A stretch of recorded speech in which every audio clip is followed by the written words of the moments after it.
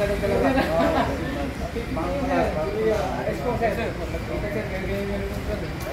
Halika, tingnan natin yung simak. Sisilip na ako sa simak ko. Simak. Pero sa simak.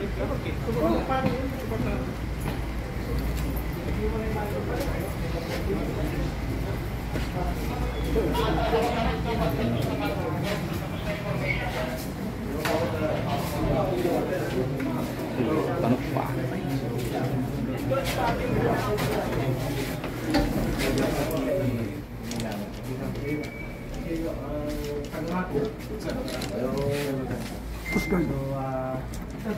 Una, deployed personnel natin. Ayun, dito. 662 ang naka-deploy. Out of 300, ito, out of 300, strike natin.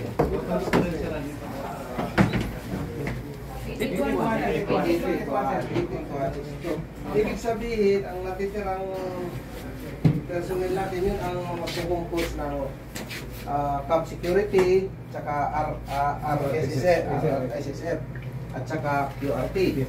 So, in any eventuality, dapat may mahugot tayo. Yung mga RSSF natin na yun, yung mga office personnel. Okay? So, pangalawa, yung communication line natin. Cellphone yung nagamit namin, yung cellphone sa kami radio. Okay. Capable ba na i-viber natin yung mga station ng commander sa atin? Dito natin makikita. May malaki kang... Oh yan, dito. Let's say, si Station Commander 1, i-viber natin. Diyan natin, yan ang pinaka-screen natin. Pag sinabi natin kay... Katulad ng ginawa natin sa atin yun. Yun, anong concept? Dito, sir. I-advance na natin. Ito ang pinaka-monitor natin. Lahat tayo nakakakita kung saan niya dinadala yung camera, makikita natin kung ano nag-cover, mag-suggest tayo or mag-direct tayo sa kanya kung saan niya dadalhin ang camera. The same with drone natin. Dapat yung drone natin, ganoon din ang capability niya. Live viewing tayo dito. Na anywhere natin siya i-guide through POC or cellphone, kaya niyang dalhin. Makikita natin dito yung nangyayari kahit saan dito sa buong Naga City. So yun ang kailangan, kung kaya nyo pa ngayon, ilagay nyo. So, as possible. Tapos yung mapa natin sa checkpoint. Anong plotting nyo ng mapa natin sa checkpoint? Sa operation na, okay. Okay. Ito, pag pinupost natin, kaya bang i-focus na nandoon mismo sa kanto na yon yung checkpoint?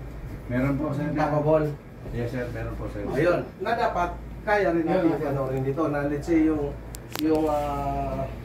longitude, latitude na identify. Pag pinupost yun, ganito ang lalabas. Yung bahay mismo, yung building mismo na kinalalagay niya, ganito na makikita mo doon. Ano? Yes, sir. Okay. Number 3, yung last to na requirement, gawa na tayo ng sarili nating tally sheet kung sino naman nanalo sa senador, congressman, mayor, kailangan mayroon na tayong baldes para pag hiningi ng region, may babato na tayo. Kaya yan tayo.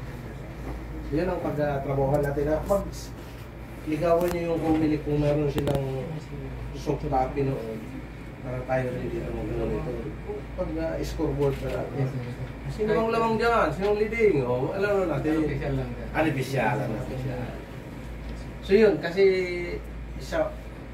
Lunes na bukas, pwede na natin yun. Or pag hindi nagbigay yung kumilig, gawa na lang tayo ng sarili natin na dashboard or yung nasa whiteboard na tali. Yung mga sila doon. Mag-rely na lang kami sa mga personnel namin. Yung mga nakalito. Mga sa dito. Yan. Yung mga police.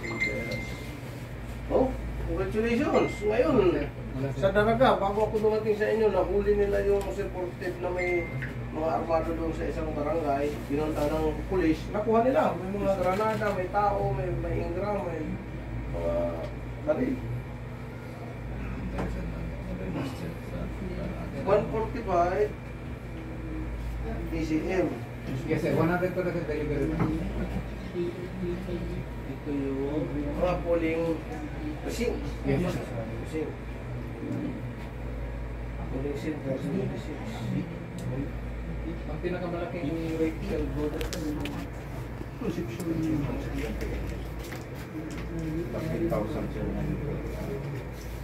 121 tayo.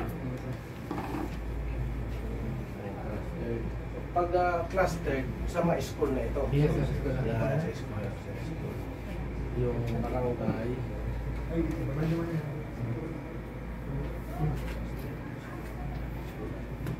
Yun ang school. 26 years. 26 yan sir. This is polling centers, precincts. So kayo Center. Center ito, sir. Yeah. Center, sir. Oh, sir, center. Cluster. Okay?